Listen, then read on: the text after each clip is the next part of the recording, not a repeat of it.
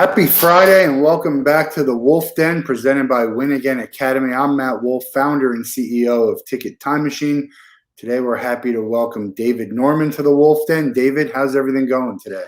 Awesome, and thanks for having me on, Matt. Looking forward to it. Appreciate your time here. We're going to talk a lot about one of my favorite things in the world, music. But for those people who don't know who you are, give us a quick rundown.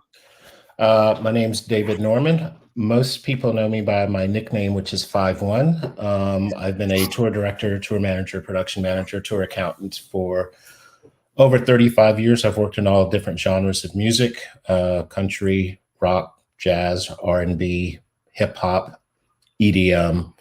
I also have a consulting company called Tour Forensics, and I am also the senior technical production manager of a company here in Atlanta called Six Man, where we do entertainment on cruise ships. And I am also an adjunct professor at William Patterson University, teaching in the music business program. Yeah, a lot of connections there for me. So New Jersey, I grew up in New Jersey, William Patterson, University there. And we talked this week and didn't even realize that you worked for Six Man. I'm a six-man veteran, been on 9 six-man cruises, 5 rock boats. I got my jacket.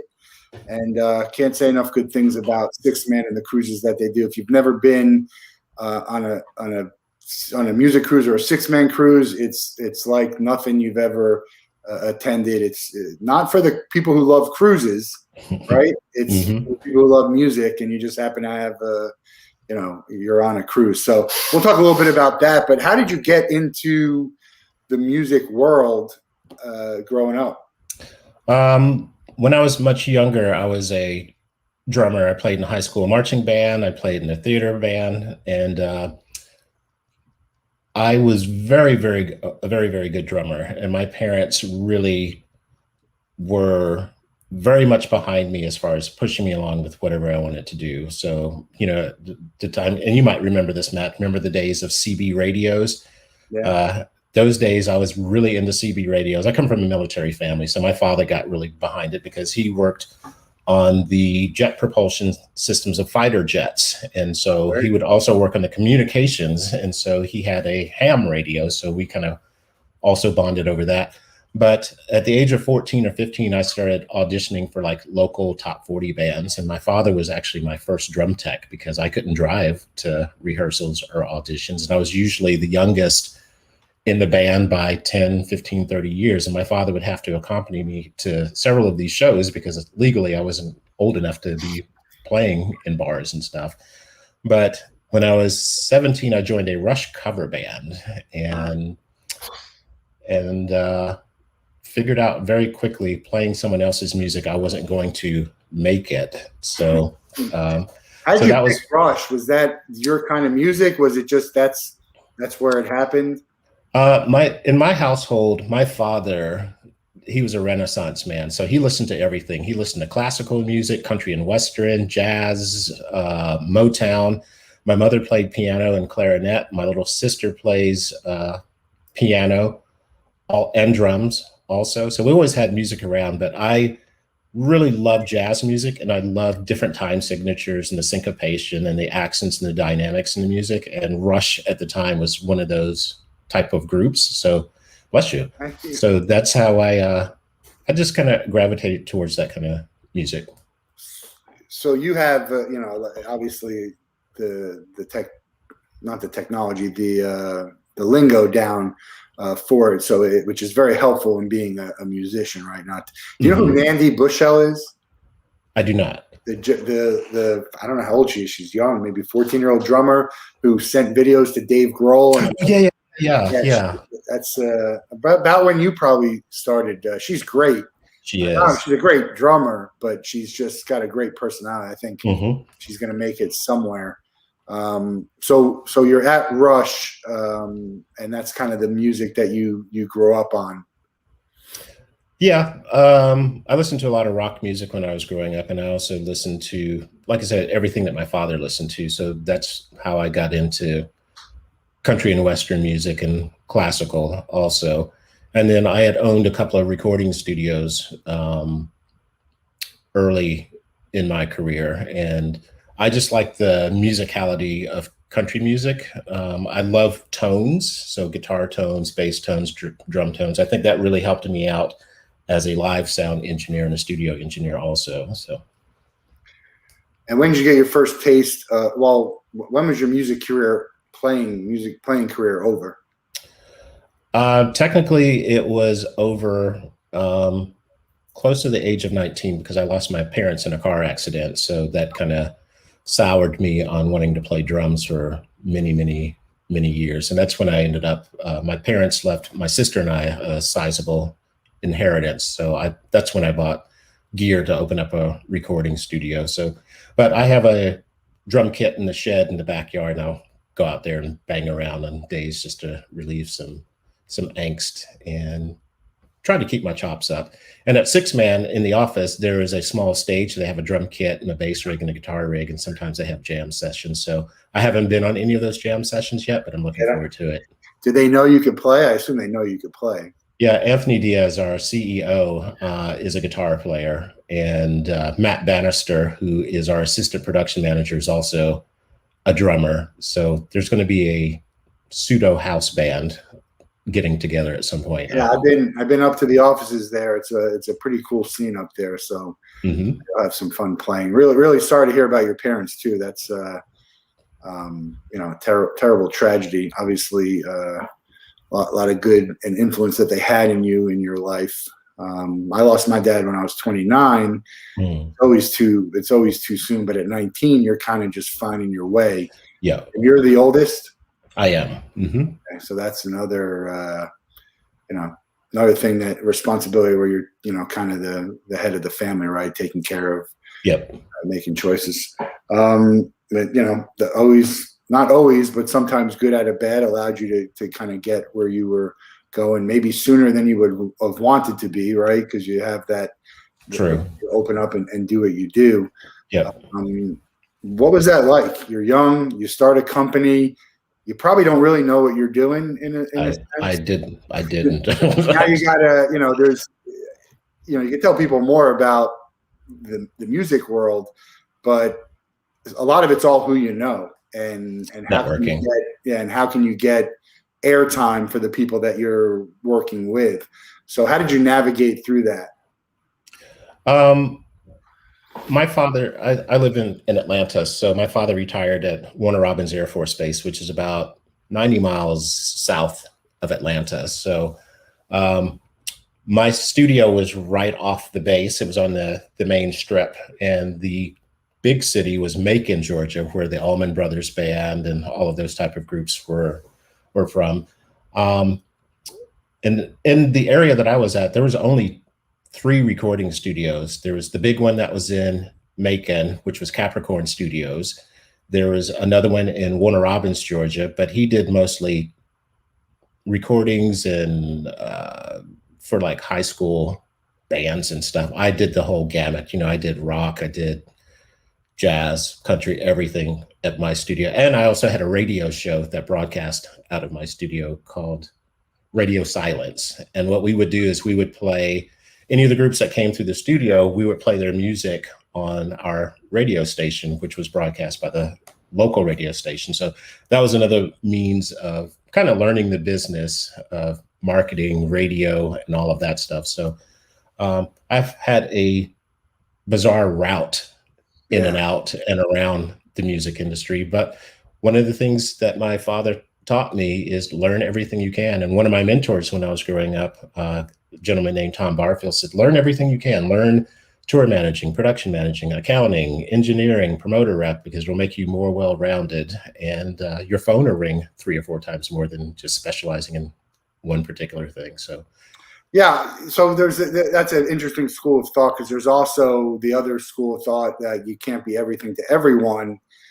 And I don't think you can, but that doesn't mean that you have to limit yourself and be so narrowly focused. So that's a good lesson for people out there. I think. What Radio Silence, is that a famous song or album, or is it Enter the Silence? What am I thinking of? I don't remember how we came up with that name. I thought that it was some English band had a song called Radio Silence. I can't remember, but our DJ's name on the show his name was Mike Stand. How appropriate for a radio DJ. It was Enjoy the Silence, Depeche Mode. That's what I was thinking of. So you're in the studio. How did you get the first name, the first big name? And how did that happen for you? Well, there was we had a lot of like I said, a lot of Capricorn studios had like the Allman Brothers. They had Molly Hatchet come through, all of these Southern rock bands. And some of them would come to my studio, not the actual bands themselves, but the musicians that were within the band, and they would come and record. And there was a semi-well-known band, local group in the area called AC Black, and they came and recorded at my studio quite a bit. And they got signed to Motown. And so when they went on the road, they said, hey, since you kind of help co-produce and engineer a lot of our recordings, would you mind coming out and mixing us live? And I said, sure. And since you own a recording studio, and you're a drummer, do you mind setting up the drum kit? Sure. Well, since you're also a recording studio owner, would you mind setting up the bass rig and the guitar rig and the keyboard rig? Would you mind booking the hotels, the flights? So my first job ended up going to taking care of everything. I didn't know what a road manager or tour manager was at that point. And so their first big tour, they were the opening act of a well-known group. And I was doing everything. I was burnt out. And the headline tour manager, her name's Karen Krattinger. She's still a good friend of mine. She noticed me, and she was actually leaving to go work with Prince. And she says, hey, I'm looking for a tour manager. I've noticed that you're kind of well-rounded. Would you like to make the jump up and take care of my guys? And I said, let's see, I'm doing 9 jobs, getting paid for 1. I will be on a tour bus, and I'm only going to be mixing and tour managing. Yes, I'll definitely do it. And the money's better? Yes.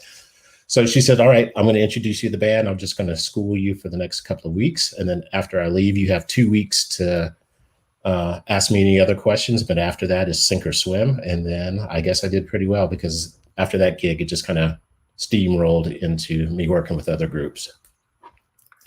Yeah, it's life is funny that way, because you talk about luck is, preparation and timing. The way things go, if that band, if you're somewhere else, you maybe don't hit that band in your studio, right? Depending on where you are, and then you don't get the Prince. And I mean, we'll talk a little bit about the rest of the stuff, but you probably don't have to think too hard to figure out where that went after you started, touring with Prince, and you do a good job. I mean, that's the pinnacle of tours, right off the bat. So how do you decide to go there? Because at that point, you're probably pretty well in demand. I was the first time I worked with him was back in 2000. I got a call that he was doing rehearsals here in Atlanta, and he needed a production manager. And the call was, I think it was like 2 or 3 o'clock in the morning, and load in was at 8. I thought it was a prank call, actually, because I still am. I was a huge Prince fan. I was like, there's no way someone's going to call me at 3 o'clock in the morning about an 8 o'clock load in. I was like, wait a minute. I've heard stories about him. So that was the first time I worked with him.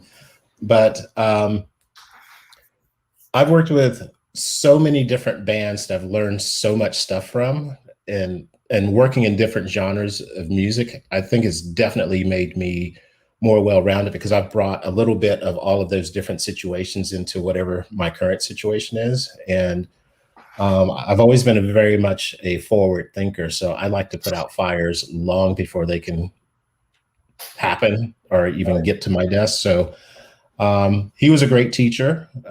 He taught me a lot of stuff. He was maddening. He was difficult. He was brilliant. He was super smart. He was 20 years ahead of his time, not only musically, but business-wise. So a lot of conversations that we had one-on-ones would be about sports or music or religion or just family stuff. Sometimes I was lucky enough to have those one-on-one conversations with him, but I was also unfortunate enough to have those conversations when he would dress me down and, make you feel about this big. But yeah, it's kind of like the Snickers commercial. I tell people, when an artist snaps at you, it's one of these 5 things: I'm hungry, I'm tired, I'm sleepy, I have to pee, I have to poo. It's like having a child. So, and after he dressed me down, I started carrying a Snickers in my pocket, kind of like the Snickers commercial, because like when an artist snaps at me, I'll go hungry and I'll hand them a Snickers and they automatically get what I'm doing. So they kind of start laughing about it and then they'll automatically take a bite and I'll go better, just like the Snickers commercial. So yeah, and we had Tana Douglas on the show. She was a roadie for a number of pretty big bands. And she talked, we talked about the closeness of the crew with each other, but also with the band members. And when they truly thank you, they mean it, because the show doesn't happen without you guys. And someone like you is someone who could kind of keep the band together and keep the show running, which could be a real big disaster. And, disastrous stuff like that it means a lot of money in their pockets, some bad press, all of that stuff, which no one would even know what's going on. Like all of the fires you're putting out in the middle of the show to make it happen. Were you the one who told me the story about how Prince got his nickname? They said they called him this. Who was it? Because you're talking about contracts. I heard this. I don't know if it was on a documentary or. Okay. They said it was because that's what they were to, with the contracts. They just were. That's how they referred to you, the artist, on a contract. So that's why he called himself the artist. That makes sense. Yeah. So that's what I heard. I don't know. I'm failing to remember where I heard that. You mentioned Prince, like 20 years ahead of his time. I think about him and Freddie Mercury and how well they would do in today's music with the landscape of everything, and how sort of more accepted they would be, and how more attention there would be on it. It'd be interesting, all these artists that just are gone way too soon. Those are probably two of the ones that people would want to bring back the most, I think. Maybe Michael Jackson, Kurt Cobain, certainly Chester Benningfield. I know a lot. I'm a big Linkin Park fan. Let's talk about mental health in the music world, because I'm big on mental health, and our same here, trying to get the conversation moving forward. How does that? What does that look like from your point of view on the road with artists? Because that's a big problem in the music world and the music industry as a whole. It doesn't even have to be an artist. It could be, someone like you who's on the road, right? Not around family and friends. Maybe not the most glorious of conditions, depending on who you're running with, right? So what was your journey like with the mental health and the touring? I think that after I lost my parents, I didn't have enough time to truly grieve, because I was in survival mode. I had a younger sister, I had to help plan the funeral. What was I going to do? I was basically an orphan. So you're not prepared for that. So for me, I was very, very angry for many, many years and didn't understand why I was just angry. But, once I started going to therapy and going to yoga and becoming a practicing Buddhist, I think it really helped calm me down, and therapy was a huge help for me, because I was able to finally come to grasp with what really happened, and it kind of addressed those feelings and those thoughts and how it was affecting me. Because on tour, there was a lot of times, and I'll admit, I wasn't the nicest or easiest person. I would yell or scream at people or throw stuff at people, which was totally out of my character. But I just had all this anger that was just built up. And then especially being on the road, where you're not sleeping well, you're not eating well, you're not taking care of yourself, you're dealing with hundreds of personalities on the road each day, where you just want to kind of have a quiet moment just to kind of rest your brain. But you can't really rest your brain, because you're thinking ahead of, okay, we've got to do this tomorrow, we got to do this next week, this is coming down the pipe. So I think therapy really, really saved me. In the Black community, therapy is a huge stigma for some reason. It's a stigma in the white community too, but I'm not diminishing it. Yeah. But it's interesting to hear that, because I think now it's becoming a little bit more Yes. okay because there's so many famous people who have it and they talk about it freely. Has it changed any for you?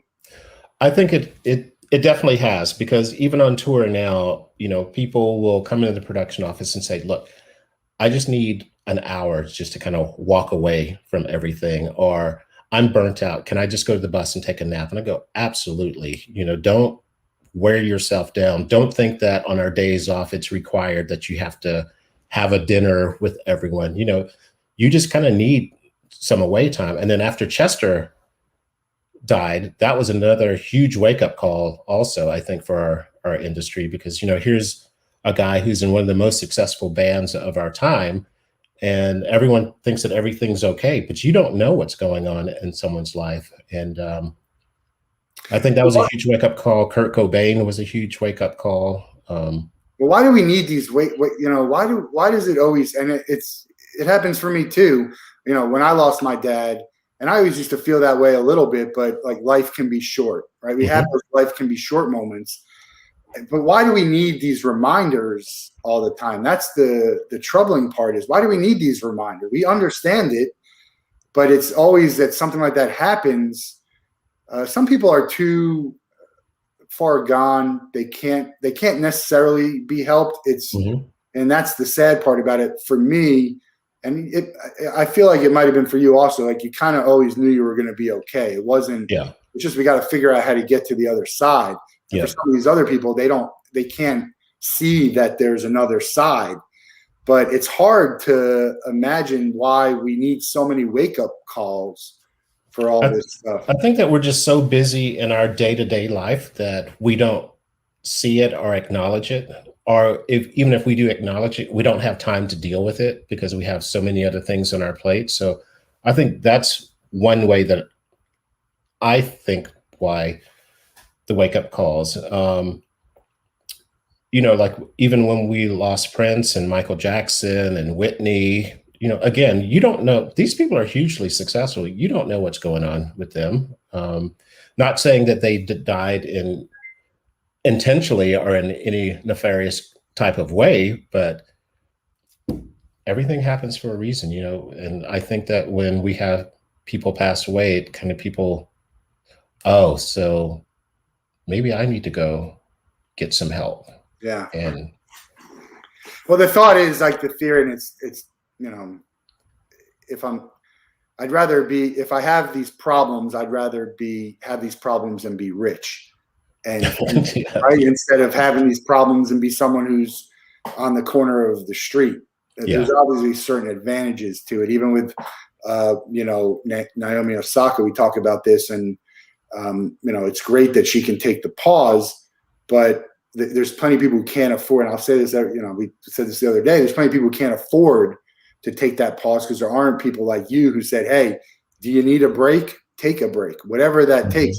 I took a nap the other day. I went to take a nap for 20 minutes. It took me 2 hours. But I needed it. I don't know why. I just needed it. So I did it. And, it's great to hear you say, look, if you need to unwind for whatever that is, as long as you can still do your job that's needed, right? And deadlines and performances, why do we care? Why do we prevent people from doing that, which is only going to hurt them, which is only going to hurt your company, your performance, everything. And I think it's better for morale on the tour where everyone is mentally healthy and is in a better mood, because you can have that one person on a tour who's like a negative Nelly, and that will just fester amongst the tour. So is there room for a therapist on tour? Like you have an athletic trainer for sports that there is room, but it's another cost, and the artist, it's like, why am I going to travel with a therapist? That's another salary, per diem, hotels, flights, bunk space. So you might see it on like larger scale, like big arena or stadium tours. You may see that, but now with the advent of Zoom and WhatsApp and Skype and all of those things, I've worked with some artists who do therapy, and they'll just go in their bedroom on the bus, close the door, and then they'll just do therapy remotely. So that's another way to do it. I mean, are you guys therapists in a sense on tour because you're always talking about stuff amongst each other with artists and other tour members. I mean, that's, you start to you spend a lot of time with someone. Mm-hmm. I feel like you open up a little bit, you get more comfortable with them. You're a family on tour for sure. And it behooves everyone to watch each other's backs and to protect each other. So we're all our own kind of therapists on the road. So, like my production coordinator or our production assistant, sometimes I need to vent and, I can vent to them or vent to someone else. But if you just keep all that stuff in, it's going to eventually come out, and it's going to come out in a not very pleasant way to the person that you're going to blow up at. So it's better to talk stuff out than to harbor ill intentions or to these horrible feelings that you have building up. Get them out sooner than later, because a lot of times when you're upset or angry, it's basically a lack of communication or a misunderstanding. So if you talk about it and get it out, it might not be a pleasant talk, but at least you're getting it out and getting your feelings known and making the other person understand how you feel or thinking about a certain thing. So yeah, music is very soothing and soul soothing. It's my happy place. It's where I turn during times when I'm sad. Actually, if you read my Same Here story, my first bout of depression was smack in the middle of a trip on to the Sixth Man Warped Rewind cruise. So I was depressed. I'm in New Orleans, 3 days earlier. I'm a huge music, and I would have been out all day, and I stayed in my hotel room the whole day, barely did anything, didn't eat, didn't drink. And then I got on the boat, and for 3-4 days life was great, and then it happened to go away. So it's one of those things that really for some people can just really shine a light on the darkness that's going on there. What's your go-to? Is it music? What do you have a specific band, a song? Do you have a type of music? Does it have to be going live? Can it just be throwing your earpods on? I like to go for a walk. Okay. Because it kind of helps clear my head. And since I've been home, I've got 4 dogs, so and they're always up for a walk. No matter what time of day, you want to go outside, boom, all of us are headed out the door. So I like to go for walks. Or do you listen to music while you walk? I always listen. I exercise walking. I try not to, because for me, I want to experience the outside world, because when you're on tour, you're around noise all day. Like when you're on the bus, you have the bus motor. When you're in the venue, you've got clanging and people setting up stuff and sound checks and all that stuff, and people coming in and asking you questions. So on my days off, what I like to do is I always try to request a hotel that has a large soaking tub. So on my days off, I'll go into the bathroom. I'll turn off every light in the entire room, the bathroom. I run a hot water, I put Epsom salts in, I put earplugs in, and I just soak in the silence. It's almost like being in the womb again. Yeah. And I just want peace and quiet and darkness just to kind of relax. I don't know if Brent is listening in, but he takes soaks all the time. I was like, what are you doing? He's soaking in the tub, and sometimes he's not a huge drinker. Sometimes he'll pour himself a little Kahlua. Oh, gotcha. Sip on it in the club, in the tub, not the club, on the club. What percentage of people think you're a dog walker when they see you out? You got 4 dogs. Not many. No. Actually, in my neighborhood, I've actually had 3 people come up. Hey, how much do you charge? I'm like, charge for what? And they said, aren't you a dog walker? And I say, no. And then the other day, I had someone come up to me and say, where did you get those dogs? And I said, I rescued them. And he said, but they're all different, because I have a Chihuahua, a Boxer, an Australian Kelpie, and a Shepherd mix puppy. Nice. So they're all different sizes, different colors and stuff. So people do think that I'm a dog walker. I would think so. Well, you got so much going on. Let's talk a little bit about Tour Forensics, which is your company. Are you still you're doing the forensic stuff? You're doing 6-man work, and that's new to you. You'll be on the boats. Yep. Do you know And which one's on yet? we're gonna start up in October. So I think the first one is going to be on the Gem, and then we also have the Pearl, and we have Jade, and I can't remember the. You're going to be on Rockboat, Sail Across the Sun, the new Viragos. For the Viragos one, we're doing a land-based event also. So I'll be setting up the land-based event. The cruise ship will come and dock at Harvest Cay. People will come off, and then they'll be on the beach. So on the beach, we're going to have Rob Zombie's going to be the headliner. We've got Chevelle, one of my favorite bands from Atlanta called Tetrarch. Okay. And we've got Amigos the Devil. Who else do we have? And like 3 other bands. So we're going to have. It's a nice lineup. I got to be honest, it's not my kind of music, but I'll tell you what I love: Big J Okerson and Jim Brewer. Gotcha. The comedians on there, but that should be a good. It should be a great time combination between on the boat and on the land, and then you want to break, you get a nice comedy show, and those two are they're 2 great comics. Have you been on a music cruise before? I have not. So we are doing a test cruise August. So I'll get to go on the Gem and the Pearl. And one of the things, this week was the first time I actually physically went into the 6-man office, which was amazing, by the way. So one of the questions that a lot of people ask me is, how do you picture it? And I said, I don't want to picture it in any shape, form, or fashion, because I think it's going to be 10 to 14 times bigger than what I have in my mind. And they said it probably is. It's going to be overwhelming when you get on the ship for the first time. So I'm super excited about that aspect. Yeah, it's just like it's a for music people.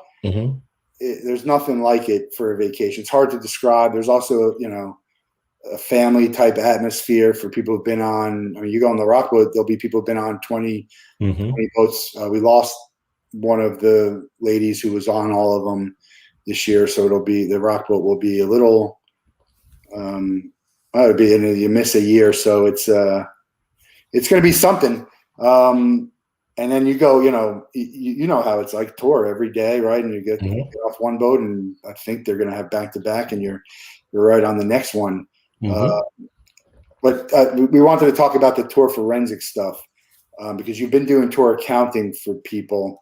What exactly is that? I mean, it sounds simple, like tour accounting, tour forensics. For years, as tour accountant, it's not my money. And one of my friends said, I don't understand why you're so upset, because it's not your money.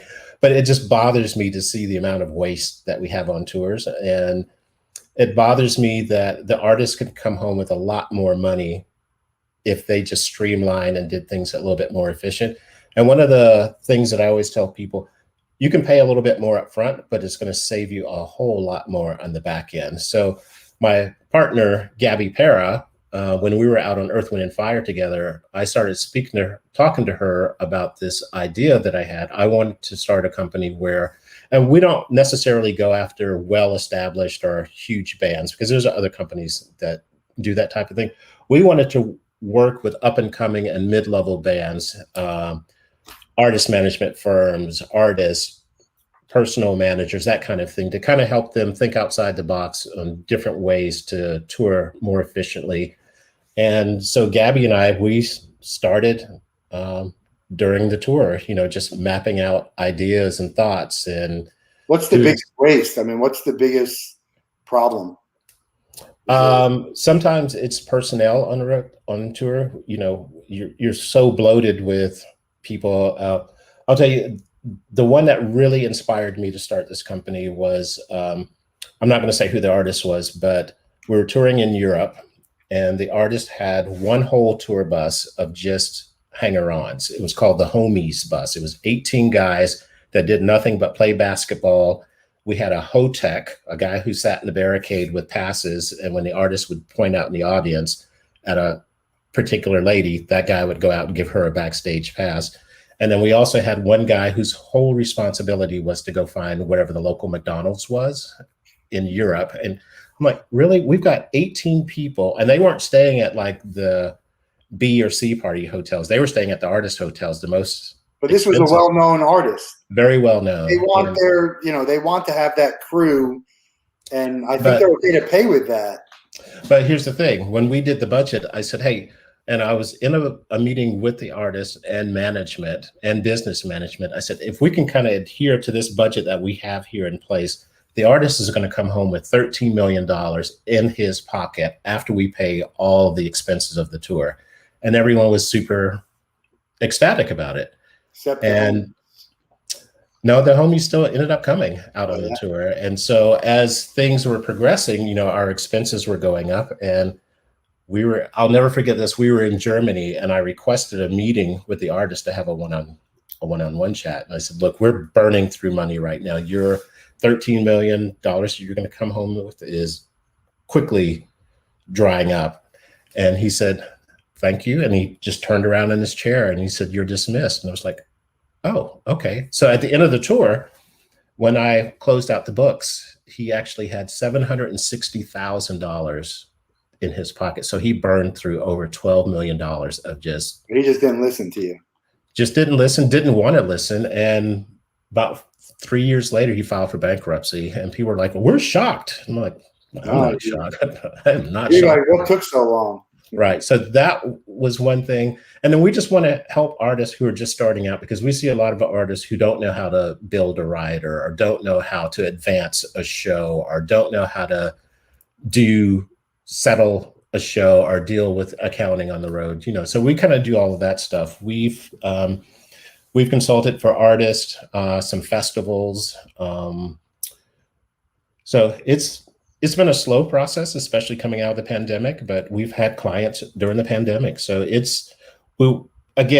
we kind of want to focus on artists of color also, because they don't have the same inroads as other people.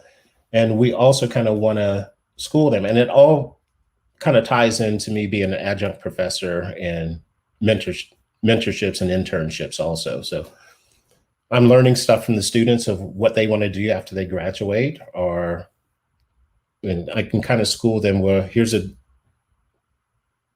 path for you. I can link you with another person that I know in the industry you could pick their brain also. So I'm not all knowing or all being, but I can point you in the right direction of someone that could actually help you. Yeah, I like that. Like, we have interns now, and I said, this is going to be like a mentorship.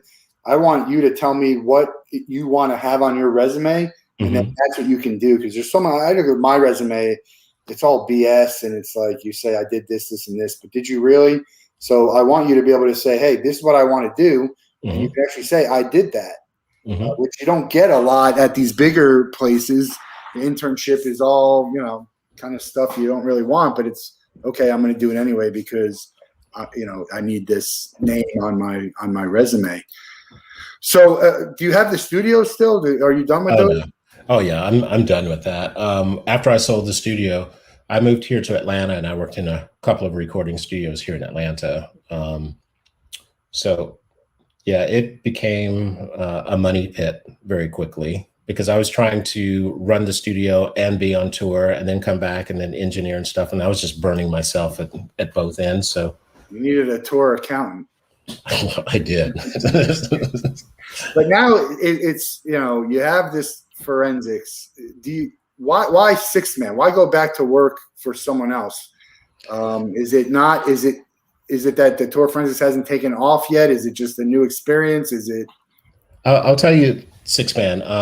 A friend of mine, she's a production coordinator. Her name's Kim Burkhart. She said, hey, there's this posting in Atlanta of a company is looking for a technical production manager. And I said, well, okay. And she says, you should apply for it. I'm like, that's a corporate job. I don't want to do corporate. I've done corporate jobs and I absolutely hated it. And so I applied for it, and I got a response back. And they said, well, we're also looking for someone who has tour experience and accounting experience. I'm like, oh, that's me. That's me all over it. And then I went through the interview process for 3 or 4 weeks. And by the end of the 4th week, I was like, I don't even want this job anymore if they offer it to me, because this whole interview process is just maddening. Because, you know, in the touring industry, it's terrible. In the touring industry, we have a problem, we have an issue. we fix it, and then we move on. But I understand that Six Man was going through the process because they had interviewed, I think, like another 60 or 70 people. So they just wanted to make sure that they had the right fit. And I totally understand now after the fact. But I also wanted to learn. I like to learn things and to be outside my box. I've never been on a cruise. I've been on several ferry crossings, overseas, but I've never been on a cruise. It's something totally different. They could use my skill set from the touring world to come on the ship to kind of help things, having someone that's not in their world, who's on the outside looking in, to kind of, hey, why do you guys do it this way? Ask questions. And they've been schooling me on a lot of stuff also. So I've learned a lot of stuff from the company, and it is an amazing company. He wants to know what ship, but Brent is he's an avid cruiser, but he's a high-end cruise. He goes on cruises for the cruises, he'd hate these cruises. I talk about our stuff all the time. It's the Pearl or the Gem Norwegian. Yeah. It's all the rock boat. It's the rock boat stuff that you and I talk about all the time. Mm-hmm. He wouldn't like. Give me you can have whoever you want on your boat. You're putting together a lineup. Mm-hmm. Give me your 3 to 5 headliners. Steely Dan, because I'm a huge Steely Dan fan. Maren Morris, country singer. I love her. I also love Rascal Flatts. I would say there's this up and coming artist named Duran Bernard. I would love to have him. I would love to have Rockwise, a band called Light the Torch. It's Howard, who used to be in the band Kill Switch Engage. Mm-hmm. It's his band. Slipknot. Who else would I love? Slipknot has their own. Yeah. They had a big show in Iowa, I think they just announced. Well, they're from Iowa, yeah. They're going back to Iowa to do a show. Who else would I like to have on there? Erykah Badu. I would love to have the Roots on, because I just think them overall is probably one of the greatest bands. Morris Day and the Time, because they're always a great band to watch. John Legend. I would like to have Green Day. I got to find a way to get to this. I see Fall Out Boy behind her. I got to find a way to get to the Hella Mega tour. Yeah, with Weezer. It's Weezer, Green Day, and Fall Out Boy. Yeah. All under the same management. So, and those are great bands too. Yeah.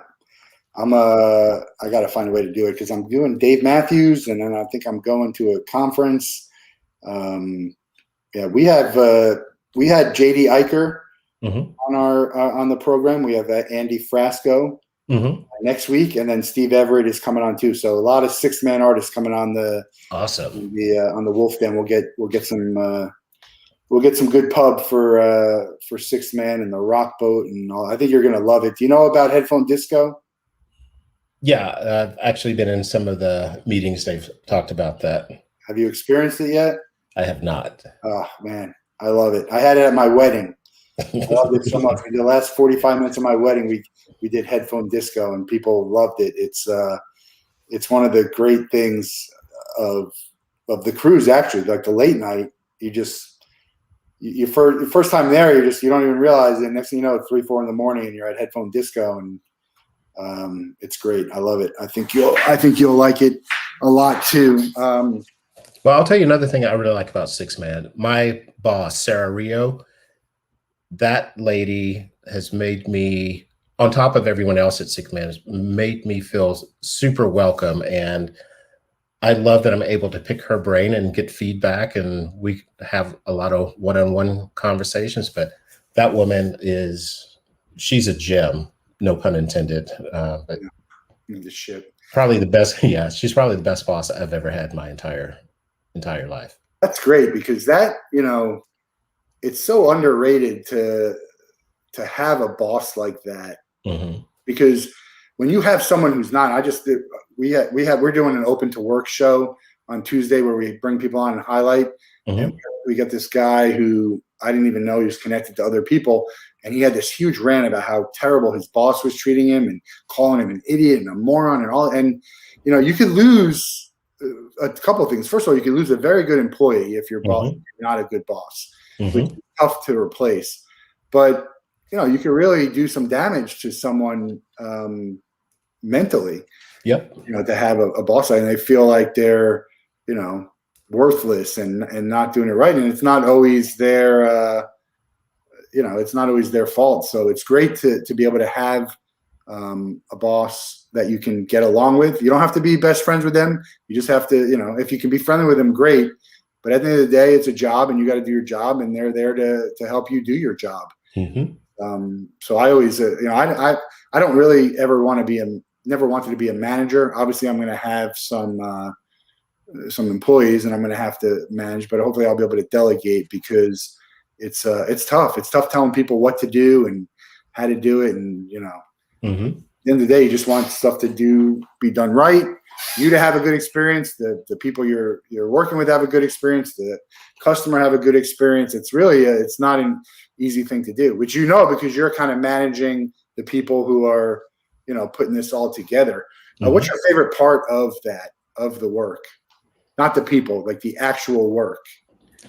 I like putting together a puzzle and pulling all these different things. Okay, I got to have lights. I got to have sound. I've got to have video. I've got to have staging. I like putting it all together. And then I like hiring people that I think that are going to fit within that system. And I had two other great bosses. One was John Legend, who I'd worked with for several years. The other one was Earth, Wind, and Fire. They would say, why are you asking me? We hired you to do this job. Use your best abilities. That's why we hired you. And having that kind of leeway was very inspirational. And I feel that at Six Man also is that, well, what do you think? So I love that aspect of things. And I think it also comes from top down. So if the artist or the boss at Six Man is a certain way, it kind of filters down that you not going to fall into that mold, but it makes you a little bit more relaxed, and you don't feel stupid or dumb for asking certain questions or anything. And you could go to them for feedback or suggestions or advice. So, and I just think that just makes the whole process overall much better. Yeah, there's a certain fit for it too when you have that kind of environment, because, and not to say everyone there is the nicest person and always doing the right thing, but there's an environment, there's a culture there. So if you have ideas and behaviors and personality that's outside of that, you're not going to want to work there. You're just not going to want to be around these people, and they're not going to, it's not going to be a good fit. You'll find out that you're not a good fit for that, even though you might think you are at the beginning. So is there going to be a chance for you to, you've had such great experience with the touring and some big names. Is there a chance for you to bring on some people that you've worked with before that you think are all-stars? I've made suggestions to our senior talent bookers, and I just leave it with them because that's their world. I just make suggestions, and, they were like, no, I don't think that's a good fit, or, oh, that's a good idea. So it doesn't hurt to throw out some names and things like that. So I agree. I'm sure you have some names. You'd be like, hey, I got an all-star team I could put together to do this. I'm not sure that they want to go or that there's room for it. How's Trey doing? Is he back in the office? Did you meet Trey? Haven't met him in the office. Trey is the one that was. Yeah, he had a baby, right? No, I did not know that. I think he just had a baby a few weeks ago. So he's a proud father now. But Trey is another great one at the office. So yeah, talking about one of those like behind the scene guys that everyone loves. It's him. It's Six Man Gen. Whenever Andy's on, it's just they make it fun, which is good. Here we go. Tana, who was my guest, they hire people to do guest speaking on the boat tours. Not really, but we certainly can get you in touch with the right people. That's true. Yeah. Yep. We'll do that for you. So Tana, we'll get you in touch. Tana is the one I was telling you about, who was a pioneer with women in touring. She was on the show last, and time escapes me. I think it was last week, but we had a great chat about touring and roadies. She wrote a book. Have you written a book? Do you intend to write a book? No, with my students, I share a document called Tour Managing 101, and it's just thoughts and things that I've learned over the years. And I've got different chapters in tour managing, production managing, promoter rep, and it's just nothing set in stone. But for students who really want to get into that world, I just send them the PDF. It's like 15. It's like 160 pages or so. So if someone asks for it, sure, I'll send it to you if you want to learn something. And I tell people, feel free to pick my brain, whatever's left of it. No, I think it's great. So I appreciate that. I'm that way. I know a lot of people aren't, right? Time, money, and they're like, you can't pick my brain. You got to pay for it. That's okay. I had people asking me, how much am I paying to come on the show? I'm like, I don't pay anything. You want to come on the show and talk about what you're doing? Promote? That's great. Because I always say, no matter who you are, I have people in my network who've never ever heard of you. So there's opportunity to get a new market, and you never know. I mean, you want to expand, especially in the music world and acting and sport. You want to expand yourself to new markets. That's what that's how you can expand. Except you're just doing the same thing to the same people. I got two names in mind here. Who do people tell you look like? Tyler Perry, sometimes when I'm groomed up, and that's it, really. Actually, now I got a third name. You got a little bit of Mike Tyson in you. Really? Yeah, it's just how I'm looking at it. It's not a lot, but now that I'm looking at it, and a little bit, and this is a little bit less, I don't know why, but a little Darius Rucker. I've never heard those two. Yeah. But Tyler Perry was definitely first. I thought Darius, and then I'm like, maybe a little Tyler.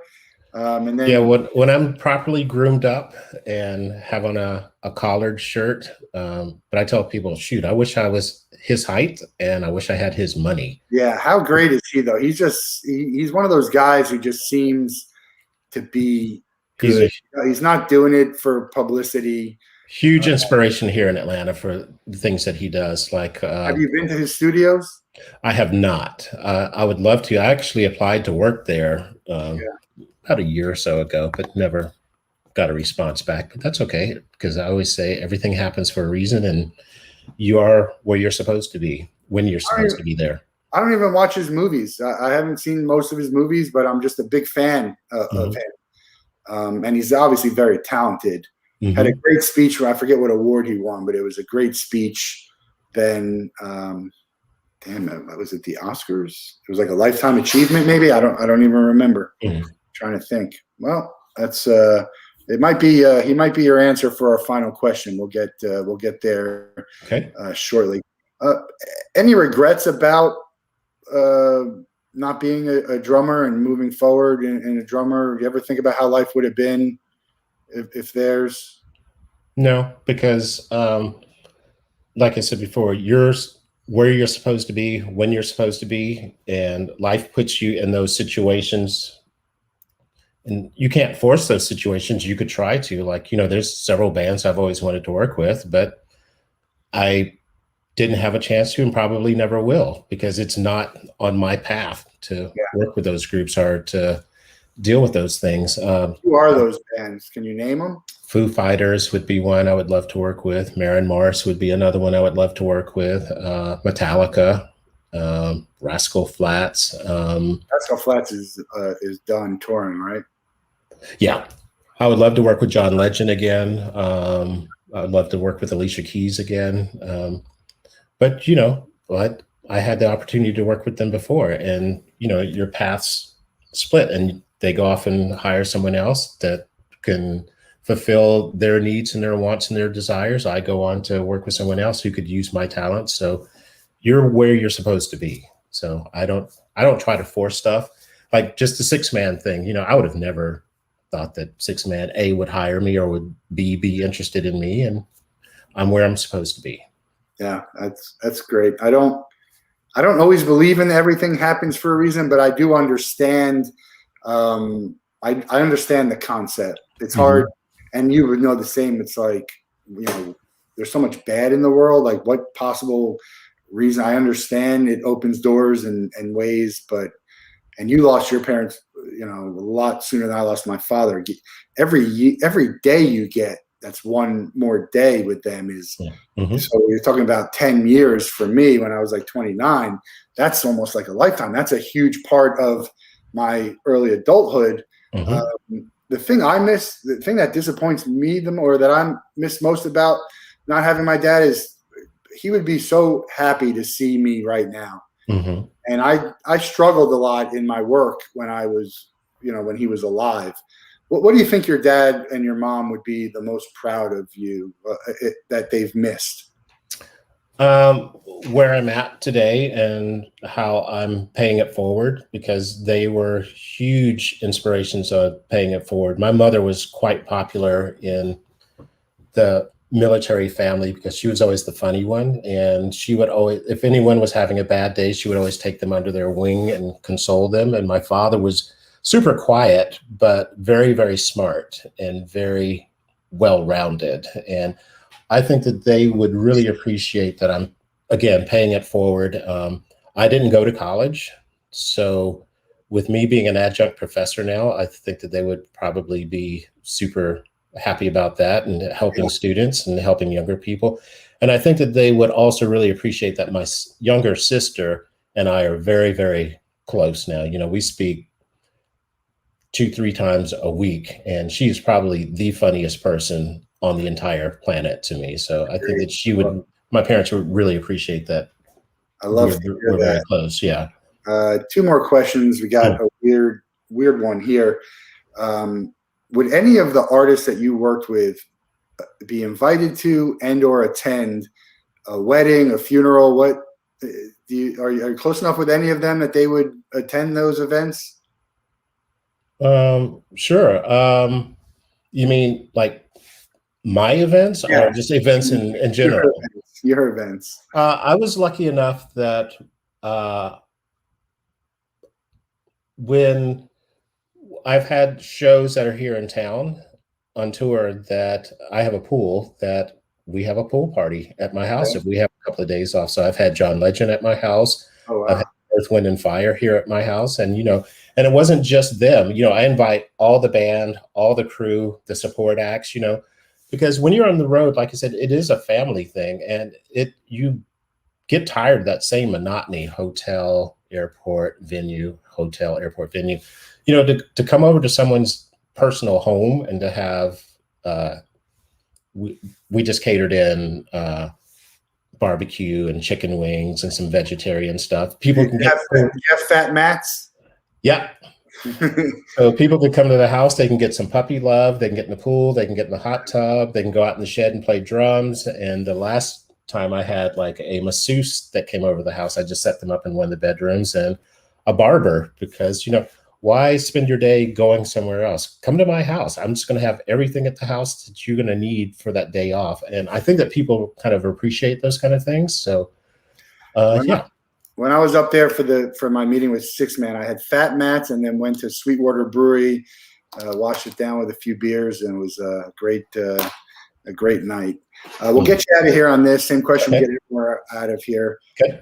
You have you can meet one person and spend a day with them. They have to be living, and you can't be related to them. Who are you picking, and what are you guys doing? Oh my gosh! I have a list going. I've already made outreach to some of the people on the list to try and make it happen. Can I have 3? If they're all in the same band, if they're connected. Oh, they have to be an artist or just in general? No, I mean if they're connected in some way, like. Oh, they're all connected. So one would be Questlove from The Roots, because I actually worked with him once, and he was brilliantly smart. The other one would be Rob Light from CAA, who I also know because I love picking his brain. And then the third one would be,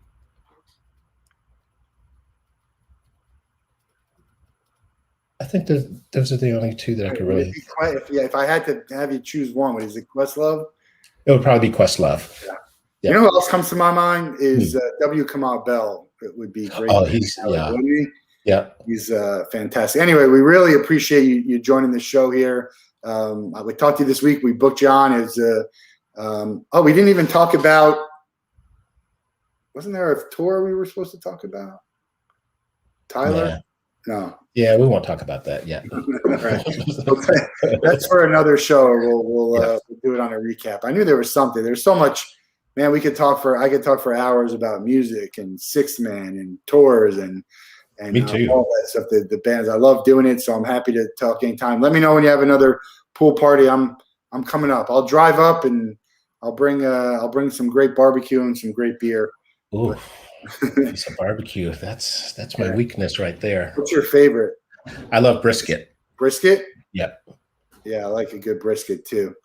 I got a great episode. My friends come out and support. Rob's a big music fan too. So have a great weekend.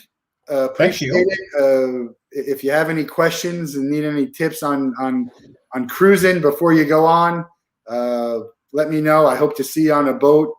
You're gonna love it. Sixth Man, it seems like they have a real great one here with you. Thank you. Everyone have a great weekend. Stay tuned. We have a great lineup of guests next week on the Wolff Den, but have a great weekend, and we'll see you then. And thanks for having me, Matt. Enjoyed it. Thank you. Bye.